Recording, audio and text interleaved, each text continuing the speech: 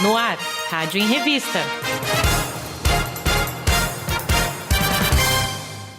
Olá, eu sou o Fábio de Lima e começa agora o especial Rádio em Revista, jornal da Rede Alesp. Vamos falar de turismo. Que tal conhecer a vila de Paranapiacaba, tão pertinho aqui da capital paulista? E um passeio ao Jardim Botânico de São Paulo, você gostaria? Mas também vamos saber o que fazer quando o plano de saúde não oferece serviços essenciais aos conveniados. Vamos conhecer a lei federal que prevê indenização ao profissional que ficar incapacitado permanentemente para o trabalho em razão da Covid-19. Esses são alguns dos assuntos do programa Rádio em Revista, que começa agora. Vamos começar o programa de hoje falando sobre um problema que afeta milhares de pessoas. Planos de saúde e as reclamações com aumentos abusivos, falta de atendimento especializado e até mesmo pacientes que precisam de medicamentos de alto custo.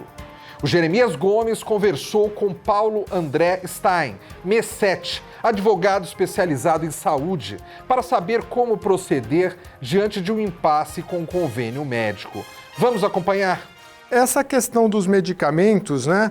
Como é que funciona? Vamos falar primeiro da negativa do plano de saúde de um tratamento. O que é mais comum nessa área? Em que áreas? A gente ouve muito falar, por exemplo, em pacientes com câncer, que o tratamento é caro, o medicamento é caro. O que é mais comum?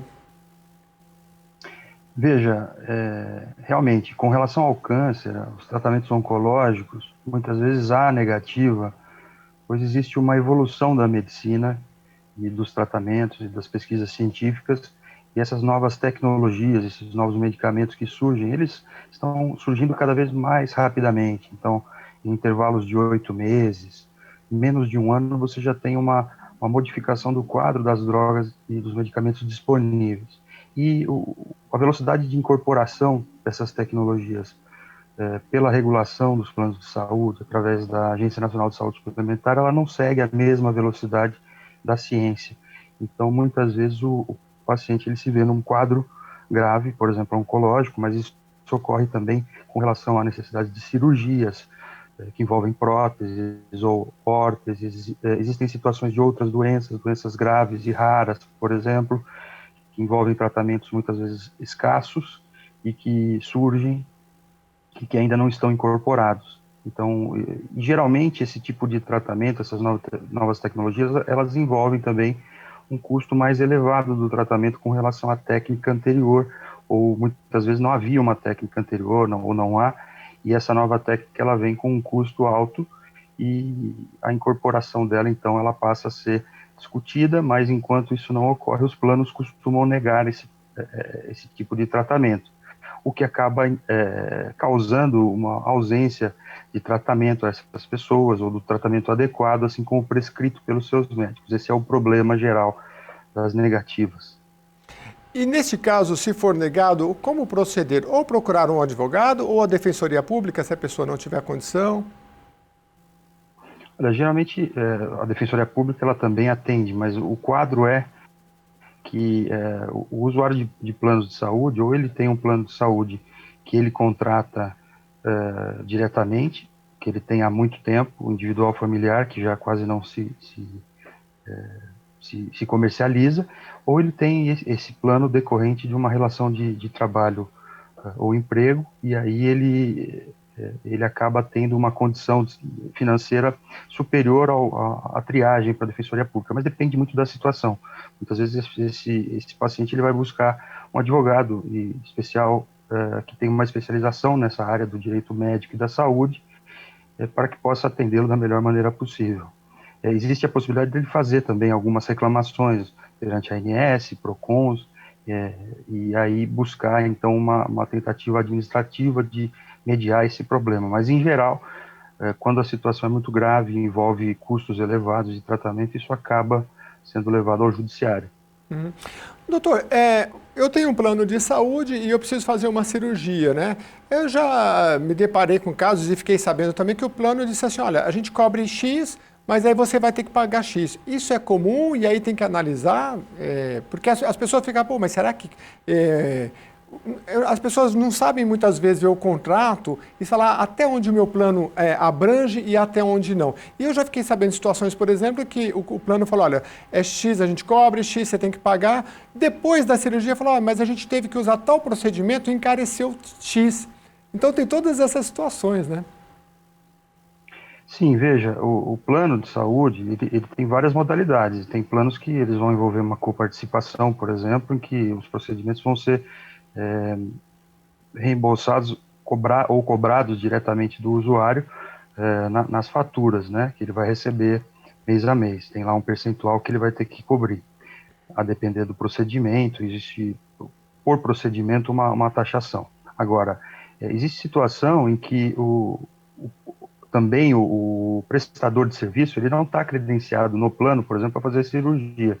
Ele faz consulta, mas ele não realiza a cirurgia porque ele não está credenciado para essa finalidade. Então, aí o atendimento seria particular, pode acontecer.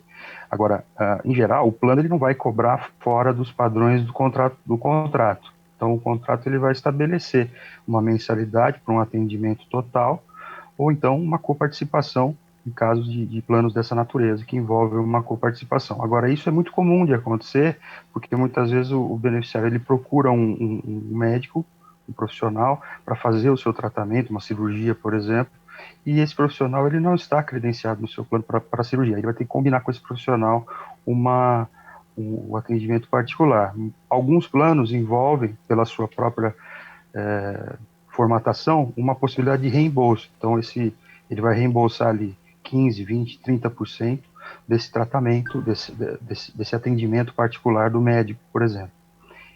O que o usuário deve fazer é sempre procurar um profissional credenciado no seu plano, que atenda para a cirurgia e que possa, então, realizar dentro da cobertura do seu plano de saúde a cirurgia sem nenhum custo adicional. Mas muitas vezes eu entendo e vejo isso no dia a dia, é difícil disso ser conformado, porque muitas vezes o paciente ele tem a preferência por um médico que melhor o atendeu, e aí muitas vezes esse profissional não faz o atendimento, pois não está credenciado para receber pela tabela do plano de saúde, esses seus honorários médicos, e aí existe uma combinação particular entre as partes. Agora, doutor, existe uma legislação específica para isso? Porque, assim, cada plano é um plano, você tem que ver até onde ele cobre e sempre dá essa margem de discussão. Existe alguma novidade legislativa ou não? Existe, e geralmente, como é que a Justiça tem decidido? É caso a caso ou dá para fazer uma análise panorâmica? Olha só, existe um entendimento, por exemplo, existe um rol de procedimentos, existe uma lei dos planos de saúde, que surgiu em 98, regulando de uma forma mais ampla o setor, e ela estabeleceu uma cobertura mínima obrigatória para os planos de saúde, e fora dessa cobertura, então os planos eles poderiam, em tese, incluir ou excluir doenças dos seus contratos, que não seriam cobertas, ou mesmo muitos planos fazem a exclusão de procedimentos. Agora, existe uma discussão sobre esse rol de procedimentos, que ele é delimitado pela Agência Nacional de Saúde Suplementar, periodicamente. Às vezes leva dois em 2 anos, esse último levou 3 anos para ser atualizado. Então, como a gente estava falando no início, uma tecnologia ela surge a cada 8 meses e o rol foi atualizado em 3 anos. Então, tem um atraso de incorporação com relação às tecnologias e o avanço da ciência. Muitas vezes a necessidade do paciente não está incorporada. E aí o que acontece? O plano ele vai alegar que, como não está no rol, ele não deve cobrir. E o entendimento majoritário na jurisprudência é que o rol é exemplificativo. Ou seja, o rol da ANS não seria total e pleno do ponto de vista de que o que está fora do rol não deveria ser coberto. Porque existe até uma previsão da lei que prevê ali a necessidade de atender o paciente de acordo com as prescrições do médico. E deve ser respeitado, então, a necessidade mais adequada para o tratamento do paciente. Então, os tribunais entendem que é exemplificativo. Tradicionalmente, até o STJ se pronunciava, a terceira e a quarta turma, nesse sentido. A quarta turma abriu um precedente no final de 2019, estabelecendo que o rol seria, então, taxativo, ou seja, aquilo que está fora do rol não seria obrigatório de cobertura aos planos de saúde, prevendo aí uma melhor conformação da sinistralidade para os planos de saúde, uma previsibilidade maior de custos para os planos. Mas isso acaba gerando, quer dizer, isso não é obrigatório, isso é um precedente. O entendimento ainda é, na maioria dos casos, e a terceira turma da STJ vem reafirmando isso, em decisões desde então, recentes inclusive, que o rol é meramente exemplificativo, ou seja, depende sempre da prescrição médica, da necessidade do paciente, o atendimento daquele tratamento para uma doença coberta. Porque todas as doenças que não sejam excluídas do plano, elas devem ser, sim, devem ser cobertas pelo plano de saúde. E de acordo com a lei dos planos de saúde, todas as doenças classificadas internacionalmente, que tem uma classificação internacional de doença, ela está coberta pelos planos de saúde. Ou seja, não há possibilidade, vamos dizer assim, do ponto de vista da justiça, que é o princípio maior que rege as instituições sociais, para que se exclua um atendimento adequado de saúde, sendo que o direito à saúde individual e social é fundamental às pessoas, que elas possam, então, ser desamparadas por um bem maior de uma maioria, ou seja, de um atendimento que exclua uma minoria que precisa de um atendimento mais caro ou mais grave. Há necessidade de uma conformação melhor dessa situação, do ponto de vista de que todos tenham o acesso adequado à saúde, principalmente aqueles que se valem de um plano de saúde e pagam para isso, caso necessitem, sejam atendidos. Então, existe a boa-fé, a função social dos contratos, tudo isso deve ser respeitado. É uma discussão que ainda está acontecendo, né, nos tribunais, principalmente no STJ, e no futuro próximo deve haver algum tipo de uniformização, mas aí não vemos ainda uma tendência de consenso. Existe uma divergência aberta e o que prevalece hoje é que o rol de procedimentos da ANS é exemplificativo. Para adicionar um pouco mais de pimenta nessa questão, a Agência Nacional de Saúde Suplementar, em uma resolução de fevereiro desse ano, incluiu que o rol de procedimentos em saúde mínimos estabelecidos, ele seria taxativo.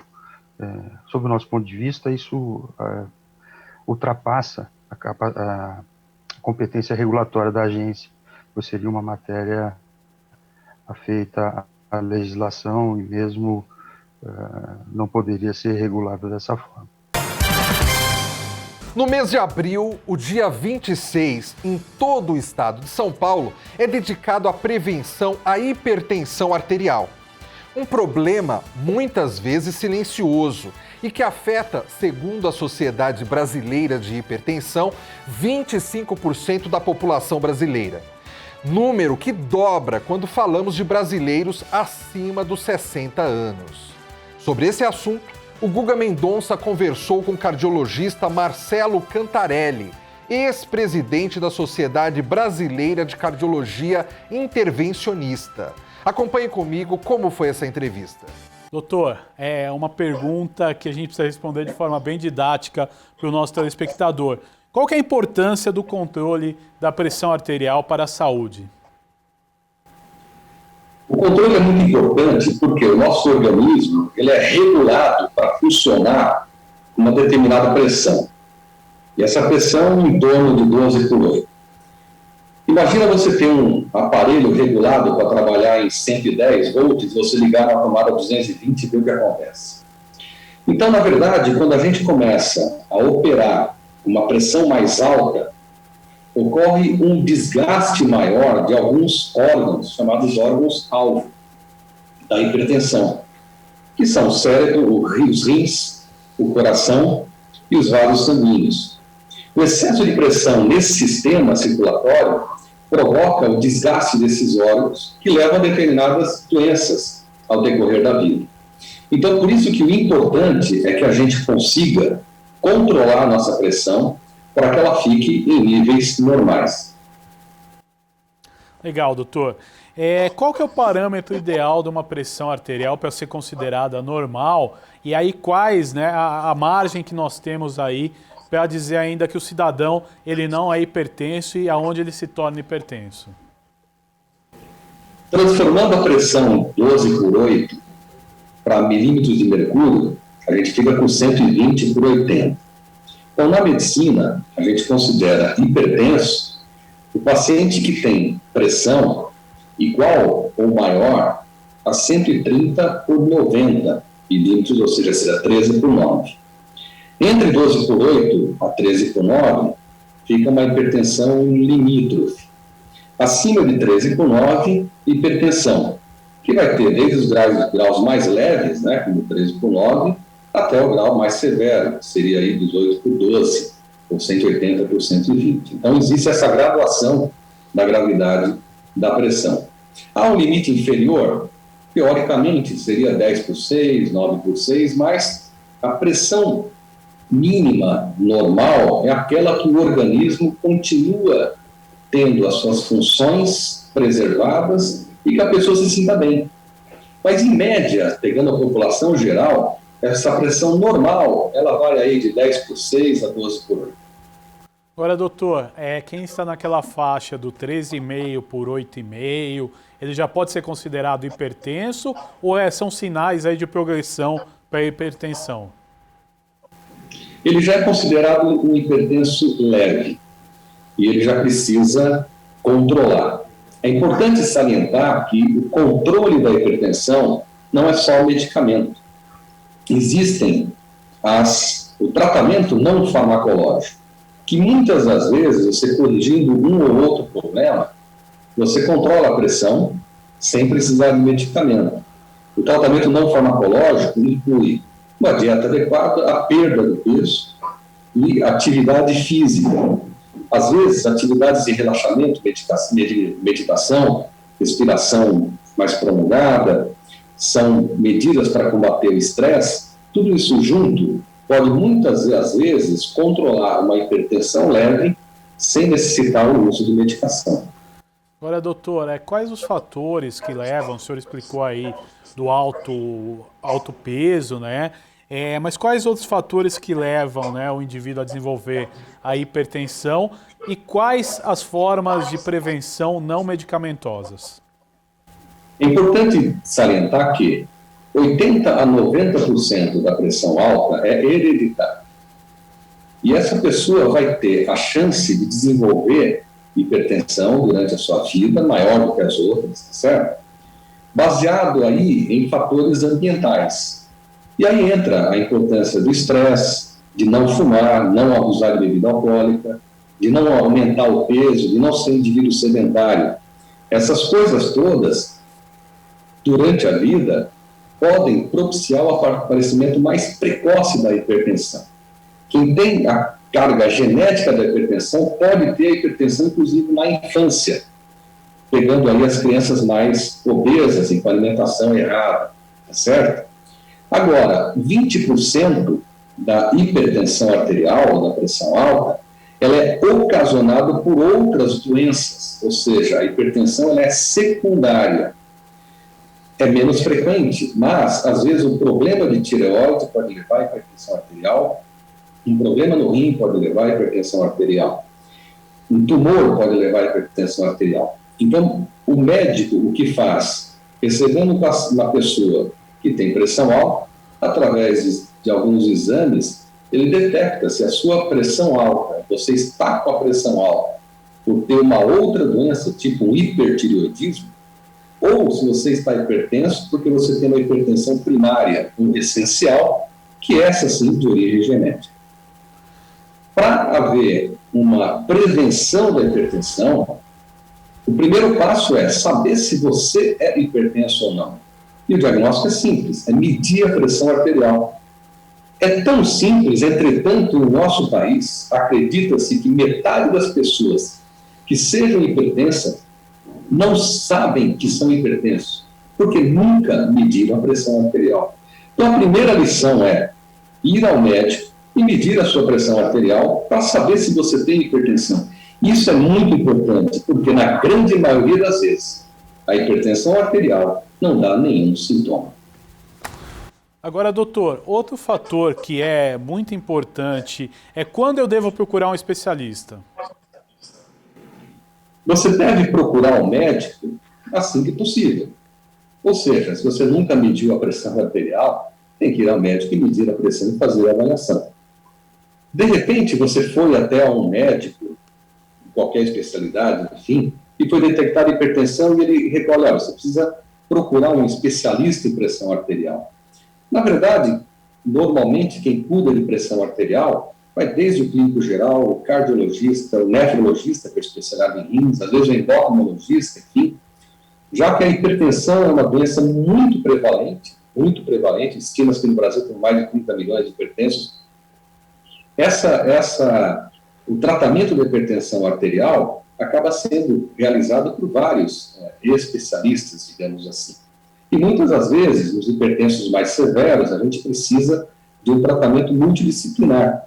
Às vezes, utilizamos até pessoas de outras partes da área de saúde para ajudar no tratamento do paciente hipertenso mais severo. Agora, doutor, vamos falar da pandemia que nós vivemos, né, da Covid-19. As pessoas com hipertensão, todas elas são grupo de risco ou quem tem a hipertensão controlada está em outro patamar?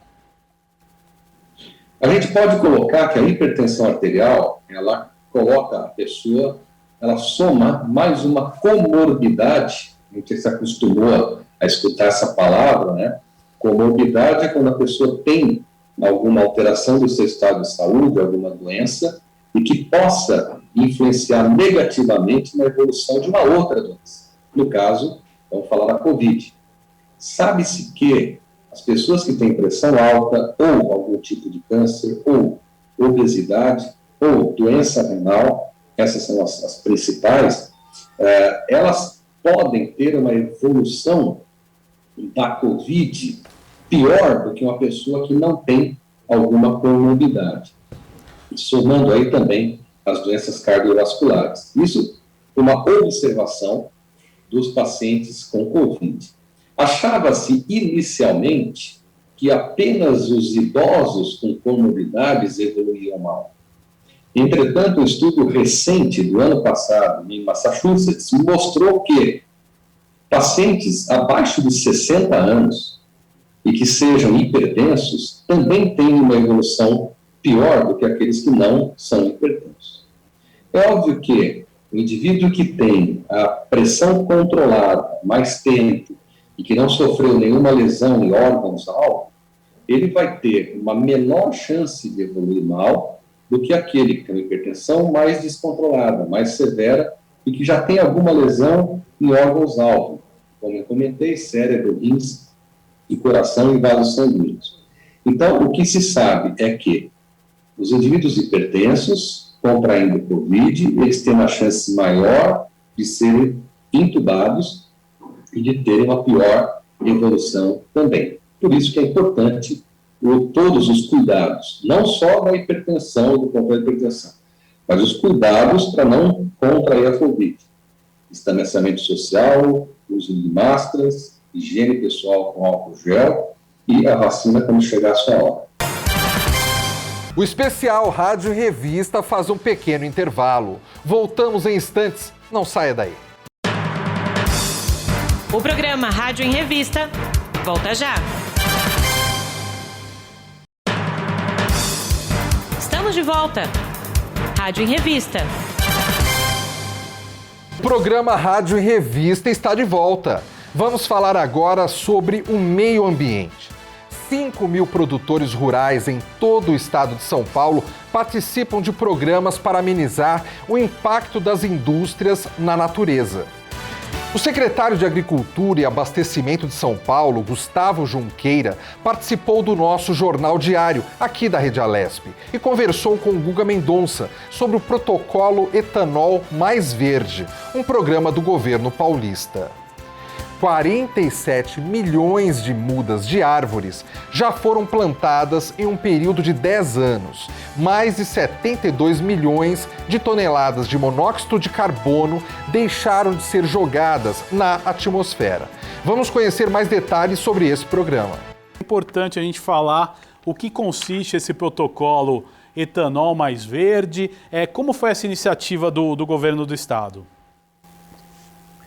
Bom, esse é um projeto antigo, né, do governo do estado. Ele começa lá em 2010 com uma discussão entre o setor privado e o setor público na busca para que não mais o setor de açúcar e álcool fizesse a queima da cana para o corte.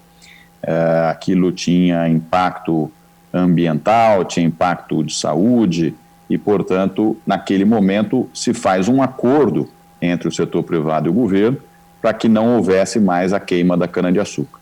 Isso foi um protocolo de 10 anos, renovado depois em 2017, e esse ano nós mostramos aqui uma série de benefícios que esse compromisso com o desenvolvimento sustentável do setor sucroenergético e do governo trouxe para São Paulo e trouxe para o Brasil e para o mundo, né, no final das contas. Só para que vocês tenham uma ideia, esse ano de o balanço de 2021 foi com um compromisso, por exemplo, nós já temos 4,4 milhões de hectares com boas práticas agroambientais. Isso é um volume, uma área bastante grande, né? Envolve 117 usinas aqui de São Paulo, né? E mais de 5 mil produtores rurais que estão envolvidos nesse projeto como um todo. Só para ter uma ideia, a não queima da cana-de-açúcar evitou uma emissão próxima de 12 milhões de carbono equivalente. E tirou da atmosfera 71 milhões de toneladas de monóxido de carbono desde o início desse contrato. Então, o Céu Azul de São Paulo, uma cidade super populosa, é muito em função da adoção do etanol aqui na cidade. Eu não sei se todos sabem, mas o governo do estado de São Paulo tem a política agora de todos os carros do governo são carros movidos a etanol. Então, um compromisso do governo com o desenvolvimento dessa tecnologia, que é uma tecnologia nacional, uma tecnologia paulista, que tem dado contribuições enormes para o meio ambiente. Então, é muito interessante esse programa, né? Agora, secretário, o senhor falou da iniciativa, por exemplo, do governo do estado de adotar os carros com etanol e também as usinas de cana fizeram aí uma ação de plantio de árvores. Conta um pouco para nós dessa ação das usinas de cana. Então, essa uma ação que eu fiz na quarta-feira, né, o Dia da Terra, foi o dia onde, anualmente, todas as usinas fazem os plantios de mudas em áreas de recuperação ambiental. Já foram plantadas, desde o início do programa, quase 47 milhões de mudas de árvores nativas. Então, são 47 milhões de árvores, né? É uma floresta grande. Isso está em mais ou menos 130 mil hectares de área. Então, principalmente nas áreas próximas aos rios, e isso ajuda também a todas as nascentes. Gostaria de saber em relação, né, à sua visita a Nazaré Paulista, né, uma propriedade que recebeu o certificado de transição de agroecologia. Queria que o senhor explicasse um pouco para a gente como são essas produções, o que essas propriedades precisam para obter esse certificado, né? Na verdade, o certificado de transição agroecológica é o meio do caminho entre a produção convencional, né, que nós desenvolvemos aqui no Brasil, também, eu não sei se todos acompanham, mas o Brasil é o único país do mundo onde foi possível se desenvolver uma agricultura de alto rendimento, alta escala, dentro de um ambiente tropical. Então, o Brasil tem o sistema tropical de produção e que foi muito inovador. Agora, começam a aparecer, também em escala, o desenvolvimento da agricultura orgânica. para você fazer a migração da agricultura, da agricultura convencional para a agricultura orgânica, você passa por um período de transição, né, que é essa transição agroecológica, que faz com que você tenha que mudar as suas técnicas, né, menos uso de agroquímicos na produção, outras técnicas de manejo, e esse processo tem que ser acompanhado por pelo menos 5 anos, para que então, se bem sucedido, vire uma produção orgânica. E nós tivemos em Nazaré Paulista, visitando uma dessas propriedades, e demos o certificado para a Heloísa e o Israel Júnior, que são filhos de agricultores, uma propriedade pequena em Nazaré Paulista, e que tem feito um trabalho tanto de produção, né, um trabalho de agronomia, como também um trabalho de marketing, um trabalho de exploração de novos mercados, de distribuição, e isso foi a razão que nós fomos lá. O que eles produzem no sítio Primavera? Produzem flores, né, que já há vários anos sem adoção de agroquímicos, e também toda a parte de hortaliças e folhosas. E também entregamos o certificado para a Thaís e para o Luiz Cascaldi, que são pequenos agricultores, né, também em Nazaré Paulista, mas agora de café, e estão fazendo esse processo. Então, a Secretaria da Agricultura vem acompanhando esses produtores para que eles possam ser o exemplo, né, para que outros produtores possam fazer igual. Então, é isso que faz, junto com a Secretaria da Agricultura, em cada uma dessas localidades e de maneira consolidada nos nossos escritórios, tanto em São Paulo quanto Campinas, que dão a orientação para esses produtores. Eu separei agora para você uma entrevista muito interessante, que trata de uma campanha de apoio ao pequeno empreendedor das periferias de São Paulo. O Jeremias Gomes conversou com Silvia Cairone, presidente da associação Aventura de Construir, e os dois falaram sobre a campanha Aventure-se, que acontece até o mês de julho, nas linhas 4 amarela e nas 5 lilás do metrô. O objetivo é estimular pequenos comerciantes a darem início a uma atividade própria. Vamos acompanhar como foi esse bate-papo.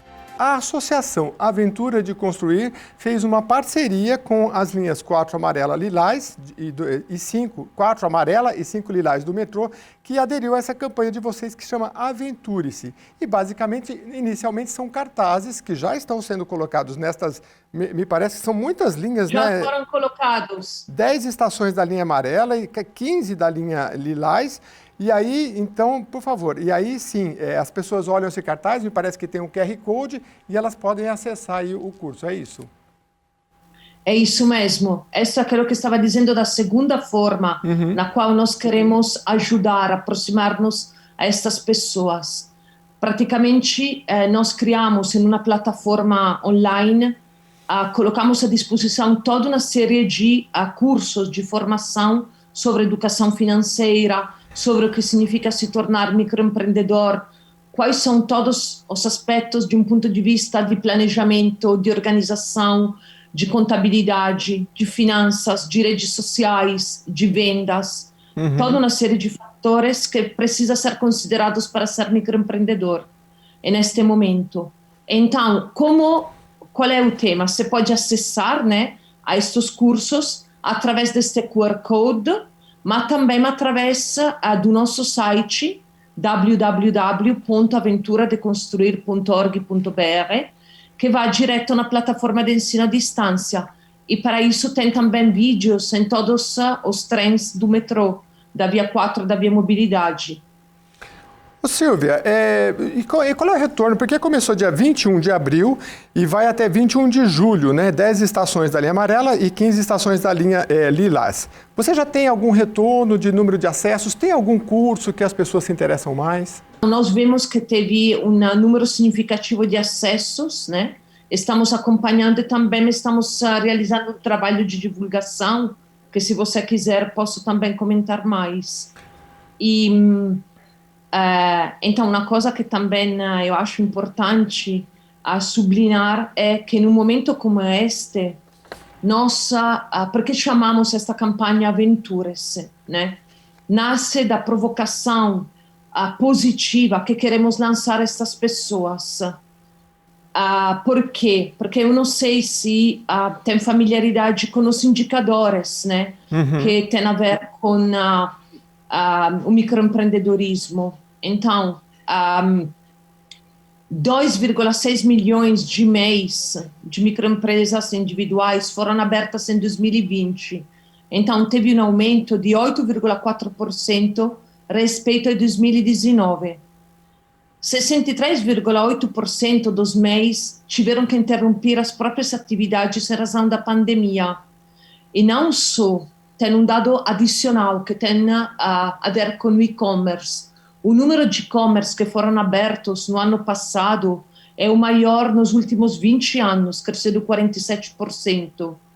Então, nós entendemos que tem um aspecto também de formação, acompanhamento, que é transversal, que abraça vários temas que é importante, pelos quais é importante poder realmente fornecer mais conteúdos a esses microempreendedores, seja que sejam microempreendedores já ativos, seja que sejam microempreendedores novos.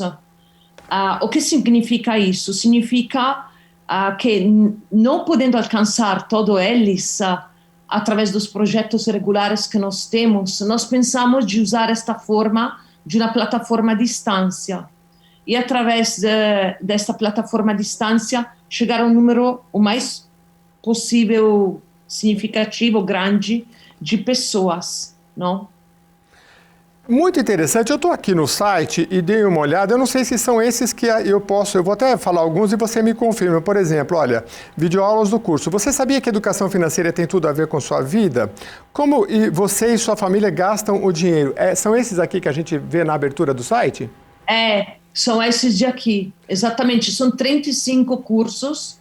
Alguns são pílulas de 3 ou 5 minutos e outros são aulas de 1h30 que tivemos com vários especialistas sobre, por exemplo, os desafios que a pandemia trouxe, ou, por exemplo, o que significa se tornar um negócio de impacto social, depois, o que significa trabalhar com as redes sociais para incrementar o número de vendas, ou, por exemplo, o que significa criar um e-commerce. Nós estamos trabalhando muito para ajudar os microempreendedores em se fortalecer nos aspectos tecnológicos. Então, o que significa, de um ponto de vista tecnológico, de um ponto de vista das vendas, criar uma plataforma de e-commerce. Por exemplo, agora, no final de maio, vamos começar uma formação que vai durar alguns meses, que se chama Realidade Empreendedora 2, em parceria com o Instituto, com o ICCP, não?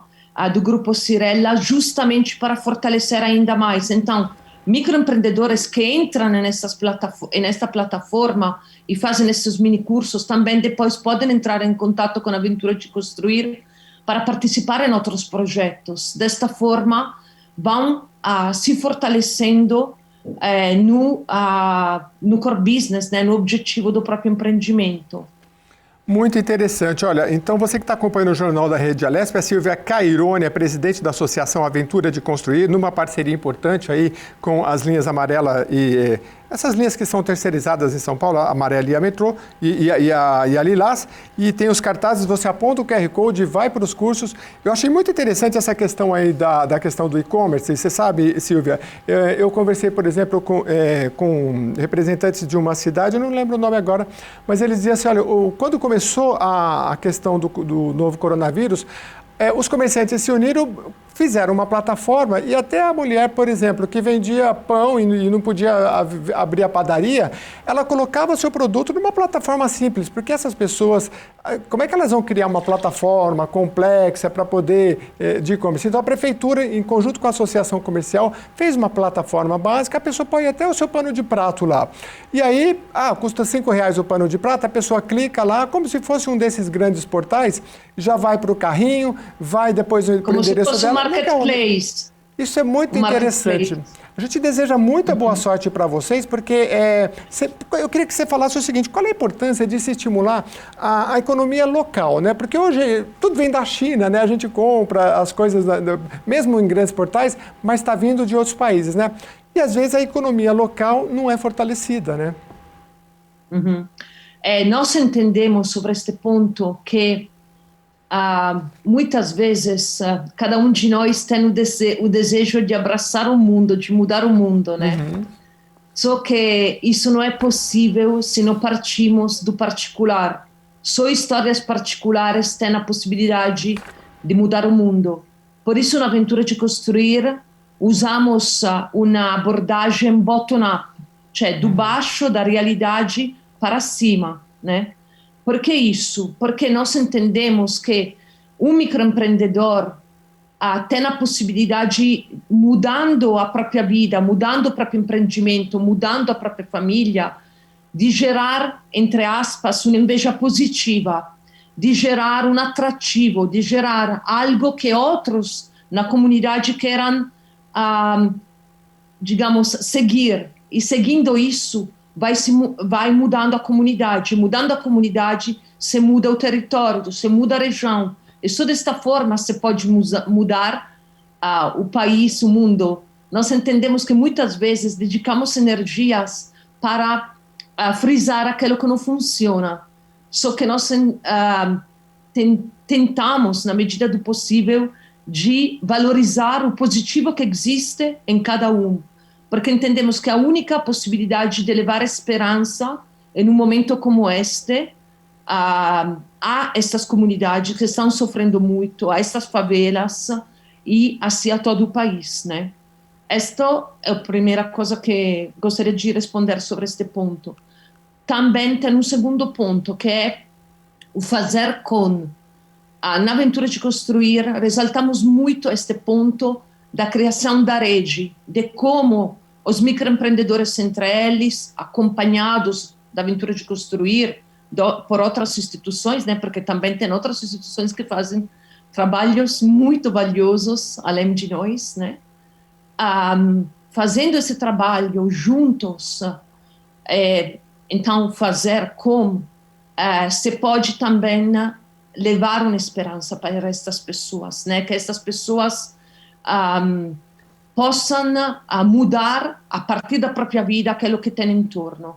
Nesse sentido, este projeto já carrega esta ideia do fazer como, porque é o fruto de uma parceria muito grande com muitas instituições, porque tem a parceria com a Via 4 Via Mobilidade, tem a parceria com o Instituto Camargo Correa, que é entre os financiadores deste projeto, tem vídeos que foram produzidos ao largo de outros projetos da Aventura de Construir, com a United Way Brasil, com o Instituto CCP, com outras pessoas, né? Tem a parceria com a OnComunicação no tema dos cartazes, tem a parceria para a plataforma de ensino à distância com a C Consulting, e depois tem o grande profissionalismo dos publicitários e do fotógrafo com o qual realizamos toda a produção dos cartazes. Interessante. Né? Espero não ter esquecido ninguém, mas para entender que quando se está juntos, realmente se pode gerar uma transformação mais profunda. Vamos a mais um intervalo. E na volta, novas entrevistas com muitos assuntos de interesse para você. O especial Rádio Revista volta já. O programa Rádio em Revista volta já. Estamos de volta. Rádio em Revista.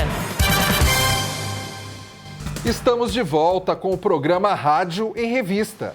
E agora vamos falar sobre uma lei que cria a compensação financeira para servidor público da saúde infectado pela coronavírus. A Lei número 14.128 de 2021 foi publicada em 26 de março de 2021 e prevê que a União indenize o profissional que ficar incapacitado permanentemente para o trabalho em razão da Covid-19. Mas essa lei é recente e muito abrangente. Para entender melhor, a Priscila Silvério conversou com o advogado Aguinaldo Bastos, especialista em direito administrativo. Vamos tirar todas as dúvidas sobre essa nova lei. Doutor, explica para a gente quais são exatamente os profissionais que vão, ser beneficiados então por essa nova lei. São aqueles que tiveram e ficaram incapacitados ou aqueles que até tiveram sequelas? É uma questão interessante. A lei ela deixa de forma bastante abrangente a respeito de quais são os profissionais que passam a ter direito, né? Às vezes a gente acha que seriam só os profissionais ali direto da área da saúde, por exemplo, médicos, enfermeiros que estão na linha de frente, mas a lei ela deixou de forma bastante aberta. Eu vou até deixar de forma mais didática, a gente dividir em 3 níveis, né, de profissionais, 3 tipos de profissionais que passam a ter direito a essa compensação financeira.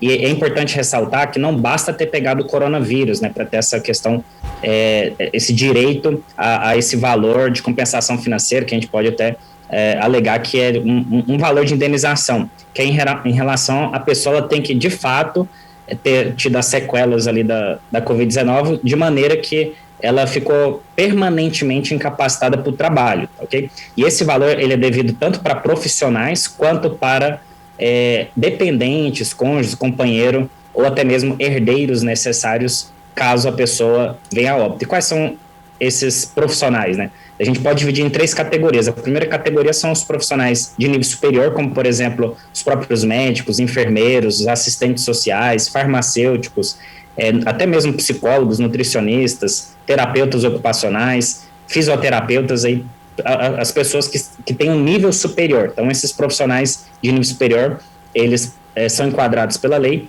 O segundo nível são os profissionais de nível técnico e auxiliar, né, que estejam vinculados aí na área da saúde, como, por exemplo, técnicos de enfermagem, auxiliares de enfermagem, técnicos de laboratório, até mesmo os profissionais que trabalham ali com as testagens nos laboratórios e análises clínicas também estão enquadrados. E, por fim, né, uma terceira categoria seriam os trabalhadores auxiliares. O que são esses trabalhadores auxiliares? São os trabalhadores, até mesmo o pessoal dá o suporte ali, né? O pessoal da área de limpeza, de lavanderia, copeiras, até mesmo o pessoal do administrativo, e também o pessoal que é agente comunitário de saúde e agente de combate à endemia. Então, a gente percebe que a lei ela é muito abrangente, né? Não somente para aqueles profissionais que estão ali na linha de frente, mas todos aqueles que fazem parte da cadeia de profissionais que estiveram com contato, seja direto ou indireto, ali no atendimento do pessoal da Covid-19.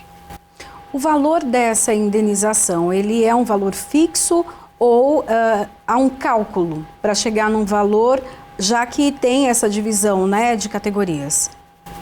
Exatamente. Então, esse valor da indenização, a lei estabelece o valor de R$50 mil em parcela única aí para os profissionais que ficaram incapacitados de forma permanente. Esse valor de 50 mil, ele é devido ao profissional que ficou incapacitado, e caso esse profissional da área da saúde veio a óbito, né, faleceu, esses 50 mil vai ser também devido aí aos parentes, às pessoas, seja dependentes, herdeiros, que estão vinculados a essa pessoa que veio a óbito, passa a ter direito também, né? No caso, por exemplo, se for uma situação, por exemplo, envolvendo 2 pessoas, familiares ali, vai ser 50 mil dividido para 2, né? Ou seja, 25 mil para cada, mas a lei estabelece essa parcela única de 50 mil de indenização. O senhor falou também dos dependentes. Quem é considerado dependente? Os filhos ou os pais também? Alguns pais até, esses filhos, essas pessoas que chegaram a óbito ou agora estão impossibilitadas do trabalho, é que mantinham financeiramente esses pais. Sim. Priscila, essa questão dos herdeiros, dependentes, como que a lei ela trata essa categoria? de certa forma, também são os mesmos requisitos quando envolve, por exemplo, pensão de morte, quando envolve ali a Previdência Social.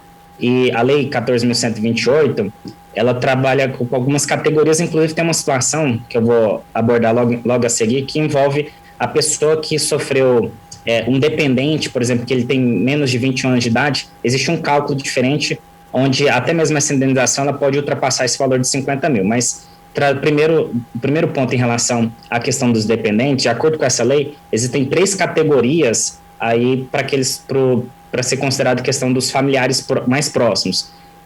A primeira categoria envolve o cônjuge, né, marido ou mulher, companheiro, né, a pessoa que esteja em união estável, o filho não emancipado de até 21 anos, o filho de qualquer idade, caso ele seja inválido ou tenha deficiência intelectual, mental ou até mesmo alguma deficiência grave. E é importante ressaltar que esses dependentes, eles não precisam necessariamente comprovar que tem alguma dependência econômica em relação à pessoa que faleceu, né? Apenas a comprovação do grau de parentesco já haveria ali o direito dessa pessoa. Na segunda categoria desses dependentes são os pais da pessoa falecida, né? Só que tem que comprovar, no caso dessa segunda categoria dos pais, tem que comprovar a dependência financeira da pessoa falecida, dessa pessoa falecida.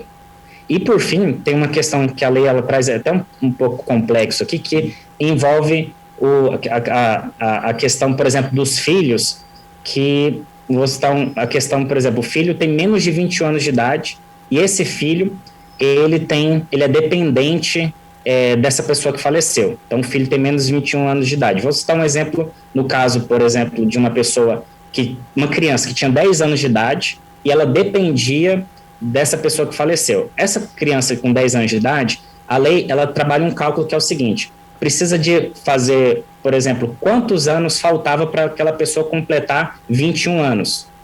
Então, se a pessoa, por exemplo, tinha 10 anos de idade, a criança, falta 11 anos ali, para cada idade que faltava, a pessoa vai ter o direito, aquela criança vai ter o direito de receber 10 mil reais a mais pela quantidade. Então, por exemplo, no caso, envolveu 11 anos, então seria 110 mil reais para aquela criança, porque faltava 11 anos para completar 21 anos de idade. Então, assim, a lei ela é bastante abrangente, ela traz vários requisitos aí para a pessoa que era a criança menos de 21 anos de idade, aí para receber essa indenização com um valor mais expressivo, porque aquela pessoa era dependente da pessoa que veio a óbito.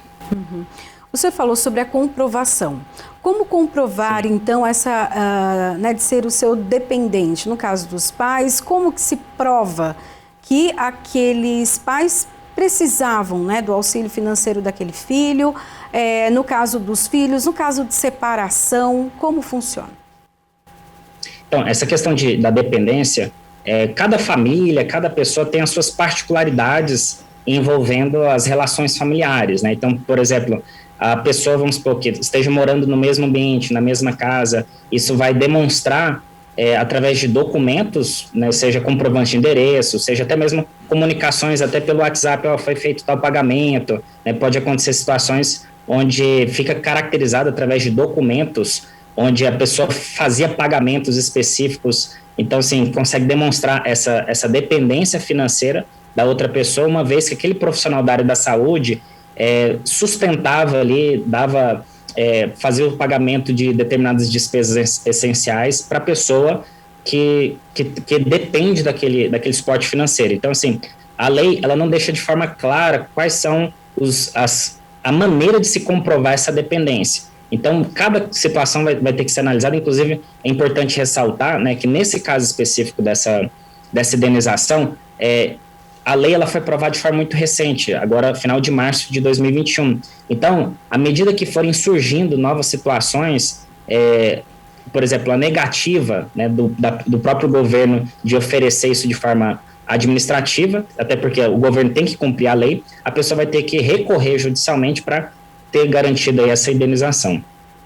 Essa lei ela contempla só os casos a partir da sua publicação, ou não? Até os casos anteriores também podem ser contemplados?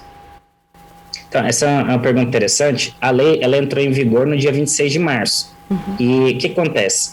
No caso da aplicação da lei, ela aplica o período de estado de calamidade pública, né? O período que aconteceu ali por volta de março de 2020.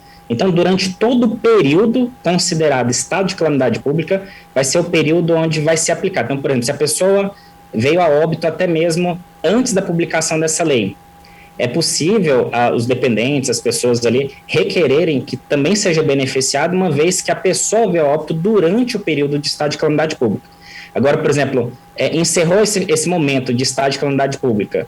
Após esse período, aí não vai ser aplicado esse direito. Então, esse direito ele vai estar limitado ao período de estado de calamidade pública da Covid-19. Uhum. E como comprovar que esse profissional, ele faleceu por conta da Covid, ou que tipo também de limitações, né, é preciso apresentar para que ele tenha direito a essa indenização? É uma questão complexa, né, essa pergunta, como é que comprova que a pessoa realmente faleceu do Covid-19, né, se foi por sequelas, como é que funciona isso? A lei, no artigo 2º, no parágrafo 1º, ela trata sobre esse tema. Eu peço até licença para ler esse trecho da lei, que fala o seguinte, presume-se a Covid-19 como causa da incapacidade permanente para o trabalho ou óbito, mesmo que não tenha sido a causa única, principal ou imediata, desde que mantido o nexo temporal entre a data de início da doença e a ocorrência da incapacidade permanente para o trabalho ou óbito. Por que eu fiz questão de ler esse trecho? Porque a lei, ela deixa de uma forma aberta, novamente, tanto em relação aos profissionais, quanto em relação à questão da doença. Então, não precisa ser necessariamente, por exemplo, lá no atestado de óbito que o médico faz, não precisa ser necessariamente que a pessoa tenha tido como causa única a Covid-19. A lei, ela fala, pode ser a doença como causa única, como causa principal ou imediata.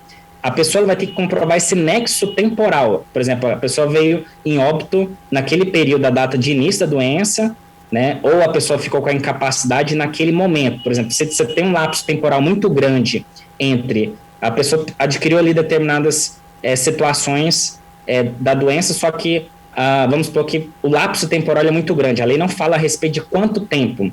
A lei apenas fala que tem que ser comprovado um nexo temporal entre a capacidade impermanente da pessoa, a incapacidade permanente com as sequelas da doença. Então, precisa de ter uma comprovação. E nesse sentido vai envolver não uma análise jurídica, mas sim uma análise médica, e aí vai depender de cada situação, né? Então, a pessoa, por exemplo, que queira comprovar algo, ela vai ter que ter um laudo médico, né?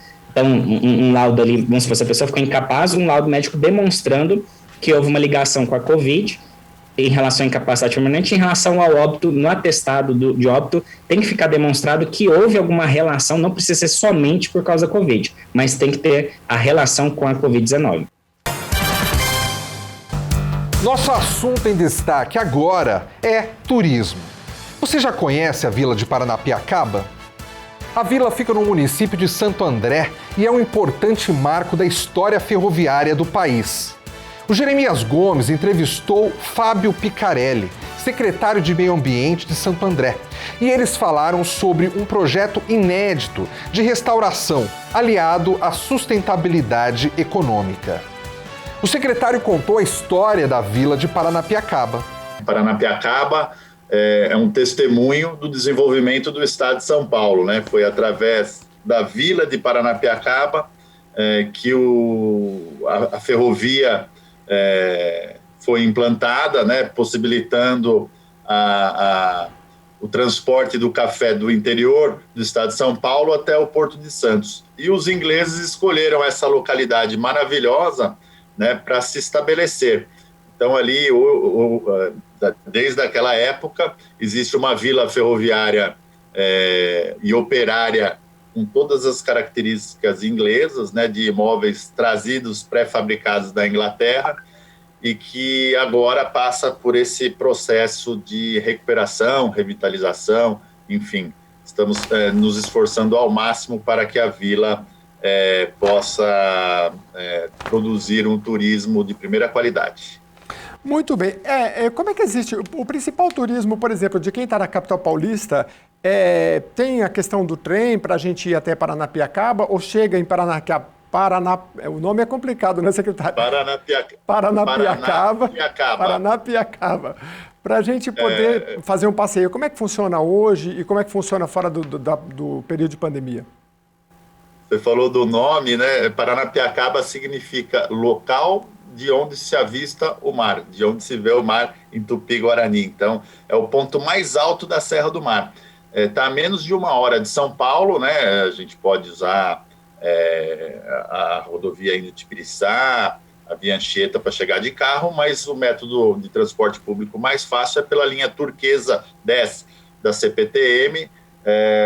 Pode chegar até Rio Grande da Serra, de Rio Grande da Serra pegar um ônibus até a vila de Paranapiacaba.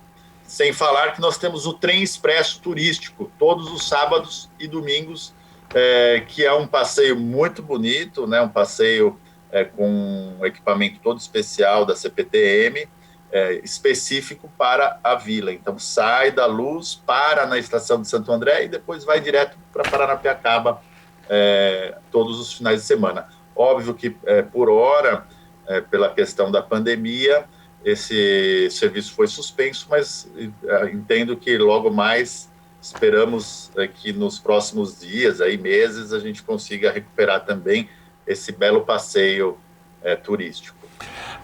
Muito bem, porque eu tenho dito sempre, secretário, porque a gente está num período complicado, realmente, mas dá para se planejar, né? Quem é um turista que tem que se planejar, tá difícil, porque a gente sabe que tem a questão da vacina, enfim. Mas vocês, gestores públicos, estão, assim, de parabéns, porque estão olhando para o futuro. Então, vocês vão, pelo que eu estava lendo, restaurar esse marco histórico. Como é que vai ser essa restauração?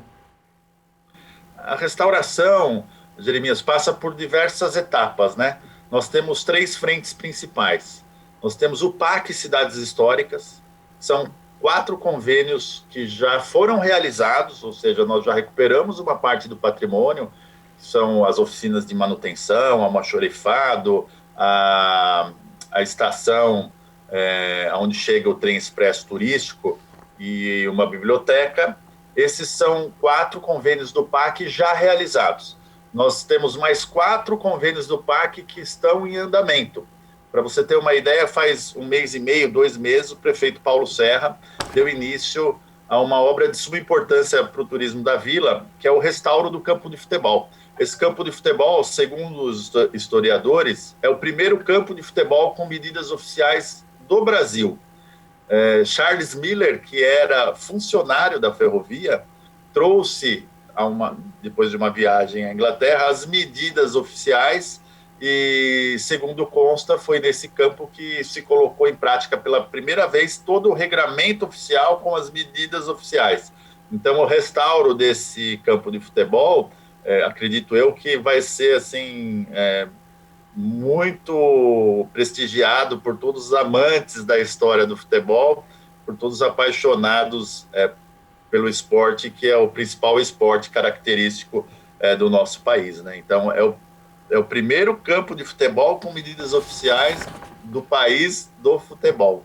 É algo assim que vai, acho que, chamar bastante atenção do turismo. Depois nós temos mais 3 PACs em andamento, que é do Cine Lira, que também é um equipamento, segundo os historiadores, um dos primeiros cinemas do Brasil.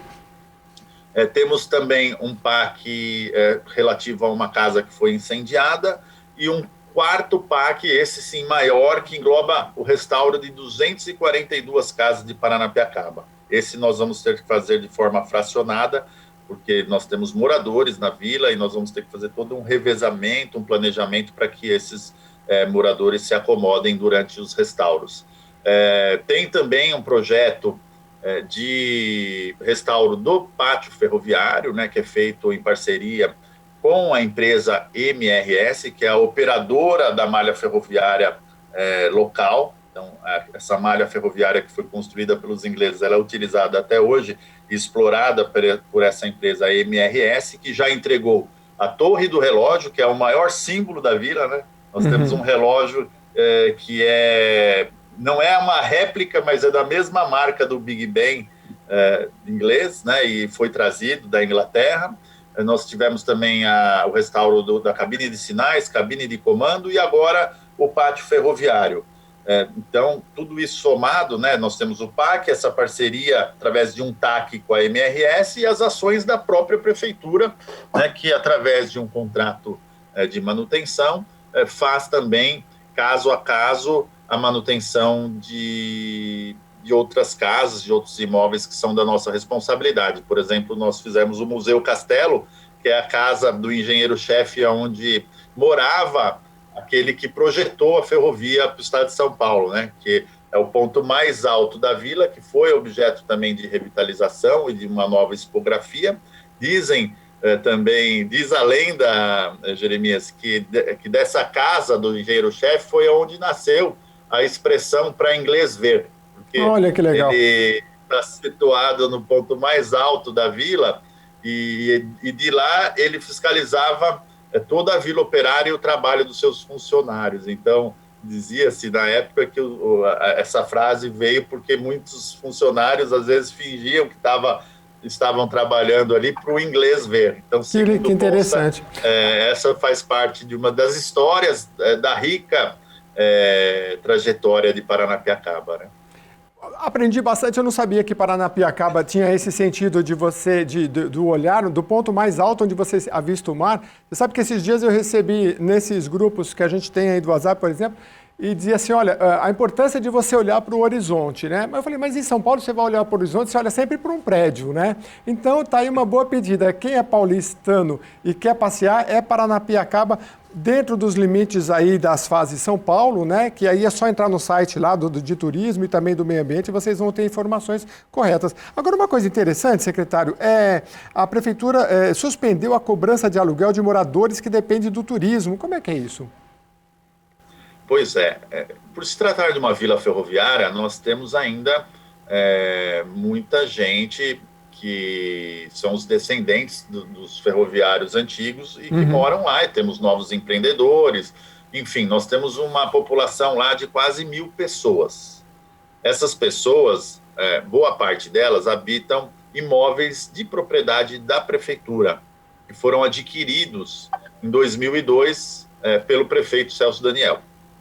Inclusive, o último ato administrativo do prefeito Celso Daniel, antes de acontecer aquela tragédia, foi assinar a compra dessas casas da vila de Paranapiacaba. Então, uma vez que nós, como agentes públicos e Estado, estamos fechando o comércio local que vive única e exclusivamente do turismo, nós também achamos por bem tomar medidas como a suspensão dos aluguéis lá enquanto a vila estiver com os equipamentos turísticos fechados, restaurantes, pousadas, para que dê um pouco mais de tranquilidade para os moradores atravessarem a fase pandêmica. E não foi só, nós fizemos também toda a desinfecção da vila, fizemos um trabalho de orientação aos moradores para a percepção do auxílio emergencial e da Lei Almir Blanc, que também foi muito importante para que os agentes culturais da vila pudessem prover a sua subsistência, fizemos a distribuição de cestas básicas, enfim, tudo isso somado, mais a vacinação, testagem, fez com que nós tivemos um resultado muito bom do ponto de vista de profilaxia e de prevenção na vila. Tanto é verdade que nós, até o dia de hoje, graças a Deus, não temos nenhuma morte de Covid na vila de Paranapiacaba durante todo esse período, desde março do ano passado. E antes de encerrar o programa de hoje, eu separei uma entrevista que, na verdade, é um convite para você. Que tal fazer uma visita ao Jardim Botânico de São Paulo? E o interessante é que você pode fazer uma visita presencial, mesmo agora nesse período de pandemia, mas também pode participar de palestras online. A Priscila Silvério conversou com Luiz Mauro Barbosa, diretor-geral do Instituto de Botânica da Secretaria de Estado de Infraestrutura e Meio Ambiente. Vamos saber mais. Explica um pouquinho para a gente sobre esse projeto. Esse projeto foi incentivado para, nesses tempos de pandemia, a gente conseguir mostrar tudo aquilo que a gente faz e tem de bonito aqui no Jardim Botânico, no Instituto de Botânica, né? as nossas pesquisas, sobretudo. Então, como dirigente, eu propus que todos os pesquisadores da nossa instituição se programassem para uma sequência dessas lives, que são nada mais do que apresentações, e que apontam as coisas que a gente faz, né? Seja na questão, principalmente, da conservação da biodiversidade, como na atuação dos pesquisadores que fazem parte do Estúdio Botânico. O que vai trazer para a população? O que vai acrescentar para a população conhecer esses espaços que são tão ricos, tão bonitos e que pouca gente conhece? Eu já tive o prazer de conhecer, é um espaço maravilhoso, mas pouca gente, né, tem assim um interesse de conhecer ou sabe até que tem acesso. Isso é uma verdade, né? Às vezes eu fico pensando que a gente precisa partir mais para a divulgação, né? O Jardim Botânico, por exemplo, é uma área belíssima de conserva da biodiversidade, com diversas espécies animais e vegetais, né? E praticamente a poucos quilômetros da Avenida Paulista. Poucos quilômetros da Avenida Paulista, ao visitar o Jardim Botânico, em épocas de pandemia, um pouco restrita, mas atualmente nós estamos abertos, funcionando. Nas áreas livres, esse é o lugar mais recomendado para se fazer lazer, porque não se vai em cinema, não se vai em áreas fechadas. Então, a gente, com todo o rigor de protocolos, etc., consegue atender boa parte da população. Por incrível que pareça, a gente está recebendo muita gente nessa época, né? Por conta disso, sempre que abre, nessa semana nós estamos abertos de novo, né? A população tem nos procurado. Por quê? O espaço é muito grande, tem muita coisa para ver, né? E as pessoas não precisam se aglomerar, né? Lá dentro nós temos uma passarela, por exemplo, que o visitante consegue ver o interior da mata, né? A Mata Atlântica, a pouco mais do que 20 quilômetros ou 20 minutos da Avenida Paulista, né? Então, isso é uma preciosidade que a cidade de São Paulo tem, o Jardim Botânico, com ele é considerado categoria A pelo IBAMA, portanto, ele tem inúmeras atrações, inúmeras necessidades de serem atendidas, como o museu, como a educação ambiental que nele é promovida, as pesquisas envolvendo conservação da biodiversidade, enfim, são múltiplos os aspectos que a gente pode estar usufruindo e deve estar usufruindo, aproveitando esses tempos de pandemia como uma das poucas coisas boas que a gente tem nesse momento, de aproveitar com todo cuidado, com todo o protocolo que a situação exige para visitar o Jardim Botânico, né? Temos um herbário, o maior do estado de São Paulo, né? Que teve um esforço muito grande de reforma recente e que abarca mais de 500 mil exicatas. Exicatas são plantas que podem ser utilizadas como referência e determinam, inclusive, o licenciamento, né? Muitas vezes uma área deixa de ser utilizada ou muda-se o traçado de uma rodovia, etc., por conta de se querer conservar as espécies que ali estão e facilitam demais, agilizam os processos de licenciamento que a Secretaria tem. E o Botânico pretende, dessa forma, estar fazendo mais uma prestação de serviço para a sociedade, mostrando o trabalho que a gente faz, divulgando as pesquisas, né, apoiando as questões envolvendo a educação. Nós temos aqui um curso de pós-graduação em biodiversidade e meio ambiente, a gente capacita os pesquisadores, os alunos, a atuarem na área de meio ambiente, sobretudo envolvendo as questões da flora. Então, acho que é muito importante e eu agradeço muito esse espaço que vocês estão oferecendo para a gente, para poder contar um pouquinho desse nosso trabalho aqui no Instituto de Botânica de São Paulo. O programa especial Rádio em Revista chegou ao fim. Obrigado pela sua audiência e até o nosso próximo encontro. Tchau!